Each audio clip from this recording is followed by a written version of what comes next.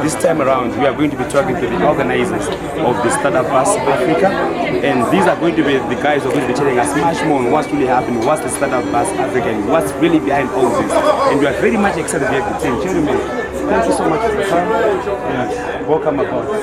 Thank you for having us. All right, so I think for the benefit of our viewers, maybe a quick one, you can just introduce who you are, where you're from, and what you're doing before we just get into the questions. We'll start from me. All right, 30 seconds. So I'm Marco, and I've been on 3 buses right now. I started with being a buspreneur, and last year we organized the European startupBus. Then we merged, and I'm now the director of operations for startupBus Europe. So I'm here for the lateral knowledge transfer, and personally I'm into design thinking, so start at the right point, at the customer, and I study molecular biotechnology, meaning healthcare is what my heart is beating for. Thank you. Hi, I'm Fabian from Germany. I'm leading the startupBus Africa, and I've been organizing startup buses for 2 years now in Europe, and I'm passionate about startups and solving problems. Christian? Hi, I'm Christian. I'm from Germany as well. I'm one of the co-organizers from startupBus Africa. I usually work for seed and early stage investor based in Berlin. We build disruptive products. We have 30 portfolio companies and always looking for interesting markets, interesting possibilities, and changing markets and behaviors as well. And Africa is one of the most interesting market opportunities in the future. This is why we're here. Hi, I'm Chris. I'm one of the co-organizers of startupBus Africa. I'm mainly focused on marketing, managing social media, organizing a mentor program, that kind of stuff.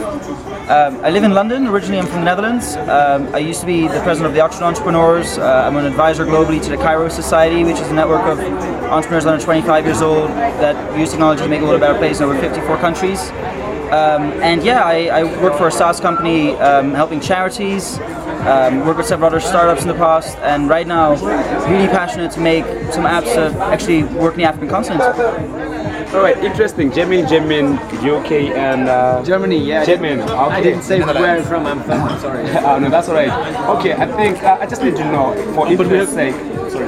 Okay, no, that's all right. You get through it. No, I just want to say we're more in the organization core team, and there are like 4 partners from Africa. Without whom, like, this would have never happened. So we have like 2 guys from Zim, 3 guys from South Africa, which is like now kind of like not the right representation of the whole organization team. And not just guys, by the way. We said guys in sort of, people. People, not like males or females. Yeah. Okay, cool. We're a mixed team. We're just like a shape or like some representatives. Great faces who are happy to be here. All right. I don't know who's going to answer this. I think people are asking, who is startupBus Africa? What is startupBus Africa? For example, he is another representative of the Organiser team, and he's not from Germany. So you can maybe briefly introduce yourself, Magnus. Yeah, I'm Magnus from Denmark. I was introduced to startupBus in 2012 when I was in the bus in the US, and then I organized a bus in Denmark, and I helped organize a bus in Benelux in 2012 and 2013, and now this bus, which is by far the biggest startupBus project I've ever been involved in. So that's pretty cool. How long have you been in buses, Magnus? How long? How long have you been in this bus, startupBus? I was introduced to it in March 2012, so 1.5 years. 1.5 years. Francis. Great. Francis, you almost missed the show, bro. How are you? I'm good. Good. A bit about yourself for the benefit of viewers there. All right. Francis is my name. Born and bred Zimbabwean. Went to National University of Science and Technology. Currently studying finance. I have passion in finance. Organizing genius. Sort of. Sort of. So you're also part of the connection with organizations. Organizing of this startupBus Africa Zimbabwe based. So he was running the entire show here for us, and also he raised a lot of money for our organization. We have a couple of main sponsors, and all our main sponsors are African based. So one of them being from South Africa, one of them being from Nigeria, and one but not least, Zimbabwe. So cheer for Francis. Okay, I think, I don't know who's going to answer this. What's going to be happening on the startup bus from here and saying you're going to Joburg, South Africa? what's going to be happening? What should they be expecting? How is it going to be like in the, I don't know, protectors? Okay, so tomorrow morning at 9 a.m. when the bus is leaving, everybody will have the opportunity to present themselves and also pitch an idea. Okay. Then we give them some time to form teams. All right. After a couple of hours, we ask them to come up with names for the teams and pitch their idea. So we are basically having the entire process of founding and launching a startup on the bus. So on day number 2, we expect our buspreneurs to start actually developing apps. So if you haven't started coding on day number 2, we are already running late. On day number 3, we are expecting you to do some customer development, and the latest on day number 4, you should be able to pitch a proper project to investors, having conducted marketing research, having launched a platform. Are they pitching on the bus or they'll be pitching that side? They're pitching on the bus, but the final event is going to be happening in Cape Town, a township. Okay. Because we are thinking that it's also a statement from our side to go there and pitch. Okay, how many guys are going to be there joining you in South Africa? So at the final event, we have a jury which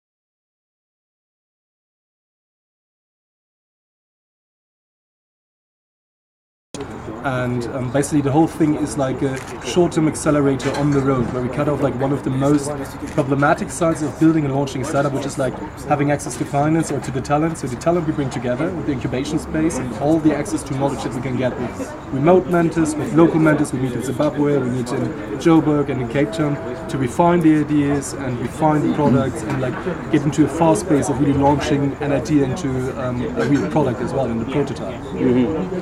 Okay, I understand that they're going to be actually coding and running this before they pitch in a short space of time. Do you really think something tangible, something that really makes an impact to our day-to-day life is going to be able to come out from that short time? Okay, so we are not expecting our participants to have the next Facebook or something on day number 5. That's very much impossible. But the networks that are being created and the type of how we develop our participants will have an impact on their local communities. Those participants who are coming from more than 20 countries are going back to their communities and they're going to apply the knowledge which they have learned on the bus to use in their daily life. Yeah, startupBus is all about getting the experience of like starting a project and the whole life cycle of an entrepreneurial let's say lowering the barriers. Lowering the barriers. So you get the tools and you get the networks, and your fear of like making yourself an entrepreneur is reduced. So you spread the word in the community, and then things are coming up. So it's actually the seed of entrepreneurship, and you cannot teach entrepreneurship. You learn it. You learn it from the ground. And that's what startupBus is. Okay. I understand you've been running this for a long time now, should I say, more than a year. I've read in other countries. For Zimbabwe is the first time. Do we have any significant results so far that we can actually point out to say A or B or prototype A and B was actually brought out? It actually came out from the startupBus that we can actually point out to so far? So there is one company which is very successful in the States called Instacart. It's a mobile app which allows you to order food via your mobile app, anywhere you are. And they are in one of the most prestigious incubators in San Francisco called Y Combinator. They just raised $8.5 million US dollars. And those guys are former conductors of the startupBus. So it's like one of a few projects. Yeah, but we are not like putting a focus on name dropping because we are saying we're building networks and developing people. Mm-hmm. Yes. How are the coders? I think for Chris and Christian, they haven't been talking much. How are the coders, the developers themselves, taking this initiative and your experience with them? So Christian and I are actually both not developers ourselves. Just a sort of disclaimer. Okay. Half of the startupBus, more than half, is proficient in coding. And what we'll see is a lot of apps are going to be developed. Some of them might be taken forward after the bus, some of them might not. And if they're not taken forward, that's more often because the people that started them have pre-existing commitments. And sometimes, of course, they start a project that they then find out that the market isn't ready for, or, you know, we do the full entrepreneurial life cycle. And being an entrepreneurial life cycle, not every project succeeds. You know, not every project receives positive feedback. Sometimes you fail, and then some people start over again, and some people don't. And usually statistics are against you. It's like 1 in 10 makes it usually from the startups. And that's an investor speaking here. And what we'll see with the startupBus Africa, which I think is quite unique, is, as Christian said, mobile is one of our focus areas, and probably most of the things developed on the bus will be somehow mobile, seeing that mobile is so relevant to Africa, and uniquely so to Africa, because you can do much more with mobile technology here than you can in Europe. Because people in Europe aren't that adapted to mobile necessarily. They use their browser more, or they simply they use different things. Like in Africa, everyone's on their mobile phone all the time, and most internet usage is via the mobile phone, whilst in Europe, there's a lot of internet usage via desktop and laptop instead, so via browser. And with mobile, you can see mobile education, mobile healthcare, you can see mobile finance, you can see lots of different mobile applications developed, mobile gaming or mobile. It's endless opportunity. I think a lot more will be taken forward from the African bus. In that regard, Africa is even like sometimes much more further developed than Europe. I mean, take into account like innovations in mobile banking, and like there's like really interesting concepts and behaviors that you can learn from here and to like also bring to Europe, but also like as well like bringing like the convergence of the talent and the knowledge like from our African partners together with the knowledge and the technical capabilities from the rest of the world. It's just a fantastic kind of like fertile ground to grow things and to grow ideas. Even though like not necessarily like 5, 2 or 3 projects out of it, just one. Everything that develops afterwards is like all the opportunity that we need to like bring that into the right direction. Okay. And we hope that afterwards some teams develop of, as Fabian said, you know, former conductors, former buspreneurs that together they've seen what each other can do, right? They've seen how hard people can work. They've seen people can ship products, which is very important because not everyone can ship products, right? All the buspreneurs can ship products. And afterwards they might start companies. They might quit their job in a couple of years in Germany and think, hey, what do I do next? And they remember the time they had at startupBus Africa. They remember the impact that they thought they could make. They remember how amazing it was to be here in Africa, meet such incredible people that are so passionate, see all the opportunity that you can make. And they'll be like, hey, let's start a company in Africa.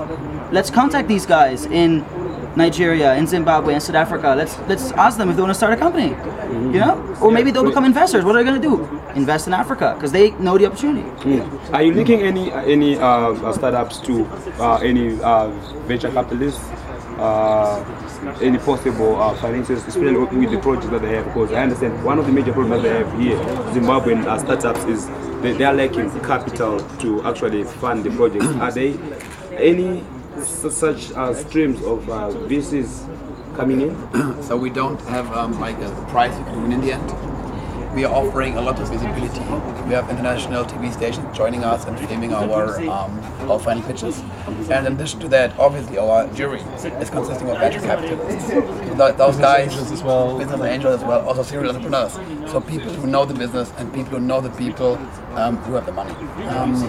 So once you get out of the bus and you have met all those people, you have a pile of business cards and people you can call up once you need investment. You're creating a virtual network. Exactly. So we have people coming to Zimbabwe and South Africa from Botswana, from Tanzania, from all over Africa, and those guys might have difficulties to find funding in their home countries.